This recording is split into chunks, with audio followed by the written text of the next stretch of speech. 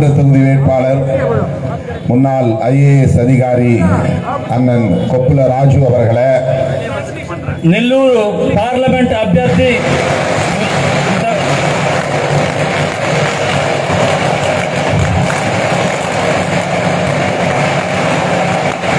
எனக்கு முன்னர் இங்கே உரையாற்றிய குஜராத் சட்டமன்ற உறுப்பினர் நண்பர் ஜிக்னேஷ் மேவானி அவர்களே, జిగ్నేష్ మేవాని గారికి, தமிழ்நாடு காங்கிரஸ் கமிட்டியின் தலைவர் அன்பு சகோதரர் செல்வ பெருந்தகை அவர்களே, తమిళనాడు కాంగ్రెస్ కమిటీ సెల్వం గారికి, தம்பி ரஞ்சன் அவர்களே రంజన్ గారికి, மற்றும் மேடையில் அமர்ந்திருக்கிற தலைவர் பெருமக்களே, మళ్ళీ వేదికను అలంకరించినటువంటి పెద్దలందరికీ, என்னுடன் வருகை வந்திருக்கிற ஆந்திர பிரதேச மாநில தலைவர் வித்யாசாகர் அவர்களே, నాతోటి వచ్చినటువంటి ఆంధ్రప్రదేశ్ VCK పార్టీ అధ్యక్షులు విద్యాసాగర్ గారికి, என்னுடன் வருகை வந்திருக்கிற பாலசிங்கம் அவர்களே, నాతోటి వచ్చినటువంటి బాలసింగం గారికి, ACCL தேசிய தலைவர் அன்பு சகோதரர் ராஜ் விலோத்ரியா அவர்களே, SCCL நேஷனல் லீடர் ராஜ் விலோத் அவர்களே, వారికి மற்றும் இங்கே திரளாக கூடியிருக்கிற வாக்காளர் பொதுமக்களே, ఇట్లా ఈ మీటింగ్ కి తరలి వచ్చినటువంటి ఓటర్ మహాశయులకు அனைவருக்கும் என்னுடைய வணக்கத்தை தெரிவித்துக் கொள்கிறேன். అందరికీ నా యొక్క వందనాలను తెలియజేసుకుంటూ ఉన్నాను. நம்முடைய கொப்புல ராஜு அவர்கள் உங்களுக்கு நன்கு அறிமுகமானவர். మన అభ్యర్థి కొప్పుల రాజు గారు మీకు బాగా పరిచయమైనటువంటి వ్యక్తి. அவரை இன்றைக்கு ஒரு பொது தொகுதியிலே காங்கிரஸ் கட்சி வேட்பாளராக நிறுத்தியிருப்பது பாராட்டுதலுக்குரியது. ఆయన్ని ఒక జనరల్ కాన్స్టిట్యూన్సీ లో నిలబెట్టడమే కాంగ్రెస్ ని బాగా గొప్పగా పొగడాల్సినటువంటి విషయం. அதற்காகவே நாம் அன்னை சோனியா காந்தி அவர்களுக்கும் ராகுல் காந்தி அவர்களுக்கும் மல்லிகார்ஜுன் கார்கே அவர்களுக்கும் நம்முடைய நெஞ்சார்ந்த நன்றியையும் பாராட்டுதலையும் தெரிவிக்க கடமைப்பட்டிருக்கிறோம். అందును బట్టే తల్లి సోనియా గాంధీ గారికి, రాహుల్ గాంధీ గారికి, మల్లికార్జున్ ఖార్గే గారికి నేను కృతజ్ఞతలను తెలియజేసుకుంటూ ఉన్నాను. கொப்புல ராஜு அவர்கள் IAS அதிகாரியாக இருந்தபோது எத்தகைய பணிகளை ஆற்றினார் என்பதை நீங்கள் நன்கு அறிவீர்கள். కొప్పుల రాజు గారు IAS గా ఉన్నప్పుడు ఆయన ఎంతటి మంచి పనులు చేశారో మీరందరికీ తెలుసు. அவர் இந்திய அரசுக்கே வழிகாட்டக்கூடிய அளவுக்கு ஆற்றல் வாய்ந்தவர் என்பதை இங்கே ஜிக்னேஷ் மேவானி குறிப்பிட்டு சொன்னார். భారత ప్రభుత్వానికే ఆలోచన చేయగలిగినటువంటి మేధావి అనే విషయాన్ని ఇక్కడ జిగ్నేష్ మేవాని గారు చెప్పారు. தன்னுடைய IAS பதவியை ராஜினாமா செய்துவிட்டு காங்கிரஸ் கட்சியில் இணைந்து ராகுல் காந்தி அவர்களுக்கு துணையாக இன்றைக்கு பணியாற்றி வருகிறார். ఆయన IAS పదవిని రాజీనామా చేసి మన రాహుల్ గాంధీ గారికి తోడుగా ఈ యొక్క రాజకీయంలో నడుస్తూ ఉన్నారు. ராகுல் காந்திக்கு இன்றைக்கு உற்ற துணையாக இருக்கிற கொப்புல ராஜு அவர்கள் நாடாளுமன்ற உறுப்பினராக வெற்றி பெற்றால் நாளைக்கு ஆட்சியிலே அவர் அமைச்சராவது உறுதி. రాహుల్ గాంధీ గారికి కుడిపుజంగా ఉన్నటువంటి కొప్పుల రాజు గారు ఈ కాన్స్టిట్యూన్సీ లో గెలుపొంది పార్లమెంట్ కి వెళ్తే దాని యొక్క ఫలితం చాలా గొప్పగా ఉంటుంది. ஆகவே நெல்லூர் நாடாளுமன்ற தொகுதி மக்கள் ஒரு அமைச்சரை பெறுவார்கள் என்பதை மகிழ்ச்சியோடு தெரிவித்துக் கொள்ள கடமைப்பட்டிருக்கிறேன். దానివల్ల నెల్లూరు పార్లమెంట్ సభ్యులు ఓటర్ మహాశయులు మీరు ఒక మంత్రిని చేయాల్సిందిగా కోరుచున్నాం మీ ఓట్లతో. அந்த அளவுக்கு சோனியா காந்தி அம்மையாரிடமும் ராகுல் காந்தி அவர்களிடமும் நல்ல நம்பிக்கையை பெற்றிருக்கிறார். ఆయనకి రాజీవ్ గాంధీ గారితో సోనియా గారితోనూ అంతటి సఖ్యత ఉందని మీకు తెలియజేసుకుంటున్నాను. இன்றைக்கு தேசிய தலைவராக இருக்கிற மல்லிகார்ஜுன் கார்கே அவர்களுடைய நம்பிக்கைக்கும் உரியவராக வளர்ந்திருக்கிறார். ఈ రోజు నేషనల్ లీడర్ అయినటువంటి మల్లికార్జున్ ఖార్గే గారికి కూడా ఆయన నమ్మకస్తులుగా ఉన్నారు. இன்றைக்கு தமிழ்நாட்டில் செல்வ பெருந்தகை போன்றவர்கள் தலைவராவதற்கு கொப்புல ராஜு போன்றவர்களும் முக்கியமாக இக்காரணியாக இருந்திருக்கிறார்கள் என்பதை மகிழ்ச்சியோடு சொல்ல ఈ రోజు తమిళనాడులో సెల్వంతులైనటువంటి వాళ్ళందరూ కాంగ్రెస్ లీడర్లుగా ఎదగడానికి కొప్పుల రాజు గారి యొక్క సహకారం కూడా ఉందని మీకు నేను తెలియజేసుకుంటూ ఉన్నాను. காங்கிரஸ் கட்சியிலே இன்றைக்கு தலித்துகளும் பழங்குடி மக்களும் உரிய அதிகாரத்திற்கு வர முடியும் என்பதற்கான வழியை ஏற்படுத்தியதில் கொப்புல ராஜு அவர்களுக்கும் ஒரு பங்கு உண்டு. ఈ కాంగ్రెస్ పార్టీలో దళితులు, ఎస్టీలు, బీసీలు అందరూ కూడా అధికారంలోకి రావాలి అనేటువంటి విషయంలో ఆయన యొక్క బాధ్యత కూడా, ఆయన యొక్క శ్రమ కూడా ఉందని నేను భావిస్తూ ఉన్నాను. ஆந்திர பிரதேசத்தில் 25 வேட்பாளர்களில் கொப்புல ராஜு அவர்கள் தலை சிறந்த ஒரு வேட்பாளராக நம்பர் 1 வேட்பாளராக இருக்கிறார் என்பதை நான் பெருமையோடு சொல்ல கடமைப்பட்டிருக்கிறேன். ఆంధ్రప్రదేశ్ లో 25 మంది అభ్యర్థులలో ఈయన చేస్తారని నేను అనుకుంటున్నాను. ஆகவே அவரை நீங்கள் கட்டாயம் தேர்ந்தெடுத்து நாடாளுமன்றத்திற்கு அனுப்ப வேண்டும். மிகப்பெரிய வாக்குகள் வித்தியாசத்திலே வெற்றி பெற செய்ய வேண்டும். கை சின்னத்தில் வாக்களிக்க வேண்டும் என்று கேட்டுக்கொள்கிறேன். కాబట్టి ఆయనకి మీ అమూల్యమైన ఓట్లను చేతి గుర్తుపై వేసి ఆయన తప్పకుండా గొప్ప మెజారిటీతో పార్లమెంటుకు పంపించాలని మీ అందరినీ కోరుచున్నాను. ஆந்திர பிரதேசத்திலே இன்றைக்கு 3 அணிகள் களத்திலே நிற்கின்றன. ఆంధ్రప్రదేశ్ లో ఈ రోజు 3 కూటములు రంగంలో ఉన్నాయి. பிஜேபி, டிடிபி, ஜனசேனா ஆகிய கட்சிகள் ஒரு அணியாக நிற்கிறது. బీజేపీ, టీడీపీ, జనసేన అనే పార్టీల యొక్క కూటమి. వైఎస్ఆర్సీపీ తனியாக நிற்கிறது. వైఎస్ఆర్సీపీ తనిగా పోటీ చేస్తున్నారు. காங்கிரஸ் மற்றும் இடதுசாரி கட்சிகள் தனியே நிற்கின்றன. కాంగ్రెస్ మరియు వామపక్షాలు తనిగా నిలుస్తున్నాయి. 3 அணிகள் களத்தில் இருந்தாலும் உண்மையில் 2 அணிகள் தான் இருக்கின்றன. 3 కూటములు ఆంధ్రప్రదేశ్ లో మనకు తోచినప్పటికీ వాస్తవానికి వస్తే ఇది 2 కూటములు మాత్రమే. ஒரு அணி காங்கிரஸ் தலைமையிலான அணி, இன்னொரு அணி பிஜேபி தலைமையிலான அணி.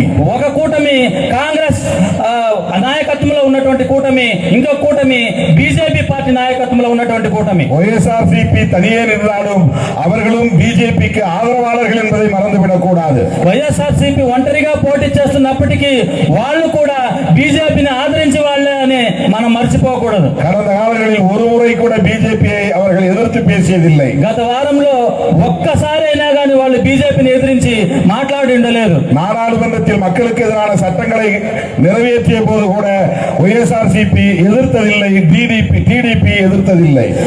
పార్లమెంటులో సామాన్య జనాలకి చట్టాలను చేసే వ్యతిరేకమైన చట్టాలు చేసినప్పుడు కూడా ఈ వైఎస్ఆర్సీపీ వారి గురించి ఎదిరించి మాట్లాడిన భావత లేదు.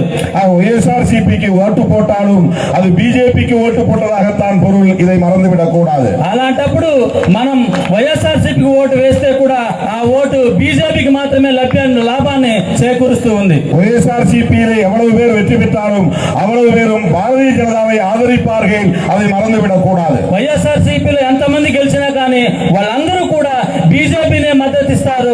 అది మనం మర్చిపోకూడదు. டிடிபியில் வெற்றி பெற்றாலும் వైఎస్ఆర్సీపీயில் வெற்றி பெற்றாலும் இவர்கள் பாரதிய ஜனதாவைத்தான் ஆதரிப்பார்கள், மோடியைத்தான் ஆதரிப்பார்கள் என்பதை நினைவிலே கொள்ள வேண்டும். ஆந்திர பிரதேச மக்களுக்கு நான் தெரிவித்துக் கொள்ள கடமைப்பட்டிருக்கிறேன். టీడీపీలో గెలుపొందిన అభ్యర్థులైతేనేమి, వైఎస్ఆర్సీపీలో గెలుపొందిన అభ్యర్థులైతేనేమి వీళ్ళందరూ కూడా కేంద్రంలో బీజేపీని మాత్రమే ఆదరిస్తారు. వాళ్ళ అధికారంలోనే పనిచేయడానికి సిద్ధంగా ఉన్నారనే విషయాన్ని మీకు మరి ఒక మారు గుర్తు చేస్తున్నాను. అలా జరగకుండా ఉండడానికి మీరు జాగ్రత్త ఉండాలని కోరుకుంటున్నాను. இந்த தேர்தல் வழக்கமான தேர்தல் அல்ல. ఈ ఎన్నికలు సాధారణమైన ఎన్నికలు కావు. இது மோடியை மீண்டும் பிரதமராக்க கூடாது, பாரதிய ஜனதாவை ஆட்சிக்கு வரவிடக் கூடாது என்று தடுப்பதற்காக நாம் முன்னெடுத்திருக்கிற ஒரு மாபெரும் மக்கள் யுத்தம். ఈ ఎన్నికలు బీజేపీని అధికారంలోకి రానియకూడదు, మోడీని మళ్ళీ ప్రధానమంత్రి చేయకూడదు అనేటువంటి తలపెట్టినటువంటి ఒక గొప్ప యుద్ధం. இந்த யுத்தத்தை இன்றைக்கு முன்னெடுத்திருப்பவர் இளம் தலைவராக இருக்கிற ராகுல் காந்தி அவர்கள். ఈ యుద్ధాన్ని ముందుండి నడిపించేటువంటి నాయకులు, యువ నాయకులు మన యొక్క రాహుల్ గాంధీ గారు. அரசியல் வரலாற்றிலேயே ராகுல் காந்தி எடுத்திருக்கிற இந்த முயற்சி என்பது மிகப்பெரிய முயற்சி. రాజకీయ చరిత్రలోనే రాహుల్ గాంధీ గారు తీసుకున్నటువంటి ఈ నిర్ణయాలు చాలా చరిత్రను సృష్టించేటువంటి నిర్ణయాలు. அவர் நடத்திய பாரத் ஜோடோ யாத்ரா, பாரத் ஜோடோ நியாய யாத்ரா என்பது அரசியல் வரலாற்றில் ஒரு புதிய சாதனை. ఆయన నడిపించినటువంటి భారత్ జోడో యాత్ర, భారత్ జోడో న్యాయ యాత్ర అనేది రాజకీయ చరిత్రలోనే ఒక నూతనమైనది. கன்னியாகுமரியில் இருந்து காஷ்மீர் வரையிலும் நடந்தே போனார். இந்திய மண்ணை தன் கால்களால் அளந்தே போனார். కన్యాకుమారి నుంచి కాశ్మీర్ వరకు ఆయన నడిచే వెళ్ళాడు. నడుస్తూ నడుస్తూ భారతదేశం పూర్తి మట్టిని ఆయన కొలుస్తూనే వెళ్ళాడు. மணிப்பூரில் இருந்து மகாராஷ்டிரா வரையில் நடந்து போனார். మణిపూర్ నుంచి మహారాష్ట్ర వరకు పాదయాత్రగా నడిచి వెళ్ళారు. தன்னை பிரதமராக்க சொல்லவில்லை, ఆయన్ని ప్రధానమంత్రి చేయాలనేది కాదు. காங்கிரஸை ஆட்சியில் அமர்த்த சொல்லவில்லை, కాంగ్రెస్ కి అధికారం ఇవ్వాలని చెప్పలేదు. நாட்டை காப்பாற்ற வேண்டும் என்று சொன்னார். దేశాన్ని కాపాడాలని ఆయన చెప్పారు. மக்கள் ஒற்றுமையாக இருக்க வேண்டும் என்று சொன்னார். ప్రజలందరూ ఏకమై ఉండాలని చెప్పారు. புரட்சியாளர் அம்பேத்கர் எழுதிய அரசமைப்பு சட்டத்தை பாதுகாக்க வேண்டும் என்பதற்காக நடந்தார். బాబాసాహెబ్ అంబేద్కర్ గారు రాసినటువంటి రాజ్యాంగాన్ని కాపాడుకోవాలని ఆయన చెప్పారు. விக்னேஷ் மேவானி சொன்னதை போல இந்திய அரசமைப்பு சட்டத்திற்கு எதிராக இன்றைக்கு பிஜேபி, மோடி, RSS போன்றவர்கள் செயல்பட்டுக் கொண்டிருக்கிறார்கள். విఘ్నేష్ మేవారి గారు చెప్పిన విధంగానే ఈ రోజు బీజేపీ, ఆర్ఎస్ఎస్, సంఘ్ పరివార్ కూడా இன்றைக்கு இஸ்லாமியர்களுக்கு ஆபத்து, கிறிஸ்தவர்களுக்கு ஆபத்து, விவசாயிகளுக்கு ஆபத்து என்று நாம் சொல்லுகிறோம். ఈ రోజు ముస్లింలకి ప్రమాదము, క్రైస్తవులకు ప్రమాదము, వ్యవసాయాలకు కూడా ప్రమాదం అని మనం చెప్తూ ఉన్నాం. சாதாரண உழைக்கிற தொழிலாளர்களுக்கு ஆபத்து என்று நாம் கவலைப்படுகிறோம்.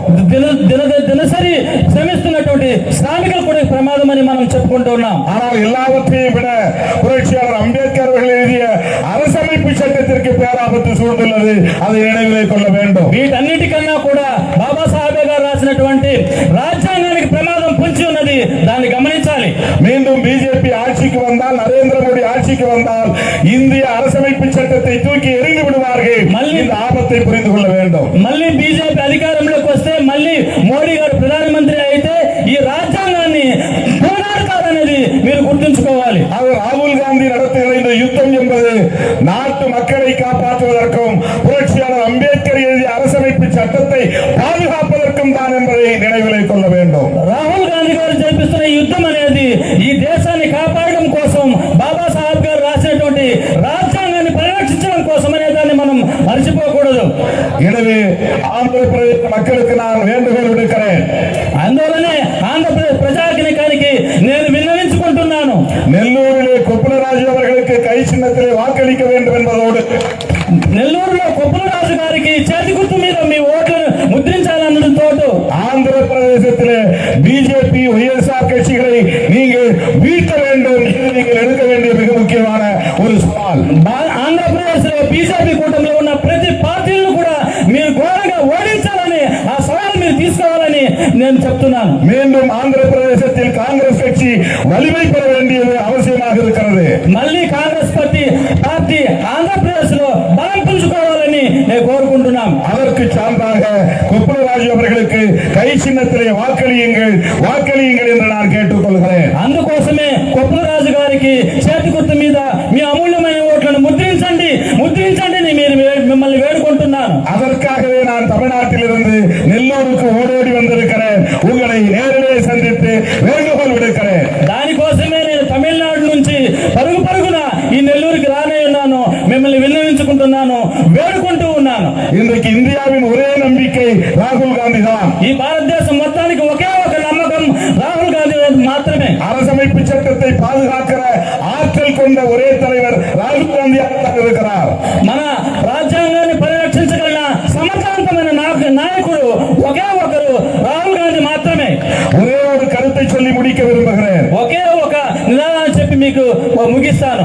இந்தியாவிலே மதவெறி அரசியல் கூடாது என்று சொன்னதற்காகத்தான் காந்தி படுகொலை செய்யப்பட்டார். భారతదేశంలో మతరీత్యా రాజకీయాలు వద్దని చెప్పడాన్ని బట్టి గాంధీని కాల్చి చంపారు. மதத்தின் பெயரால் பயங்கரவாதம் கூடாது என்பதற்காகத்தான் இந்திரா காந்தி அம்மையார் சுட்டு படுகொலை செய்யப்பட்டார். మతం పేరు మీద భయంకరమైనటువంటి ఘోరాలు జరగకూడదని చెప్పిన దానికి ఇందిరాగాంధీని కాల్చి చంపేశారు. அப்படிப்பட்ட தியாகம் செய்த குடும்பத்தை சார்ந்தவர் ராகுல் காந்தி அவர்கள். అలాంటి త్యాగం చేసినటువంటి కుటుంబం నుంచి వచ్చిన వారు రాహుల్ గాంధీ. இந்த ஆபத்தை உணர்ந்தும் கூட அந்த மதவாதத்தை எதிர்க்கிற துணிச்சல் கொண்ட ஒரு இளைஞராக இன்றைக்கு ராகுல் காந்தி விளங்குகிறார். ఈ ప్రమాదాన్ని చూసి కూడా ఆ యొక్క మతవాద శక్తుల్ని ఎదిరించి నిలబడి అంత ధైర్యవంతమైనటువంటి సాహసవంతమైనటువంటి నాయకుడు రాహుల్ గాంధీ గారు. காந்திக்கு நேர்ந்தது தனக்கும் நேரலாம், இந்திரா காந்தி அம்மையாருக்கு நேர்ந்தது தனக்கும் நேரலாம் என்பதை உணர்ந்தும் கூட அதை பற்றி கவலைப்படாமல் மதவாதத்தை எதிர்த்து இன்றைக்கு இந்தியாவில் மிகப்பெரிய யுத்தத்தை நடத்தி கொண்டிருப்பவர் ராகுல் காந்தி அவர்கள் என்பதை சொல்ல கடமைப்பட்டிருக்கிறார். గాంధీకి సంభవించినటువంటి మరణం మనకి సంభవించవచ్చు, ఇందిరాగాంధీకి మరణించినటువంటి మరణం నాకు సంభవించవచ్చు. కానీ దాని గురించి నేను ఏమాత్రం బెంగపడలేదు. దేశం శ్రేయస్సు నాకు కావాలని చెప్పి ధైర్యంగా యుద్ధంలో ఉన్నటువంటి నాయకులు రాజీవ్ గాంధీ గారు.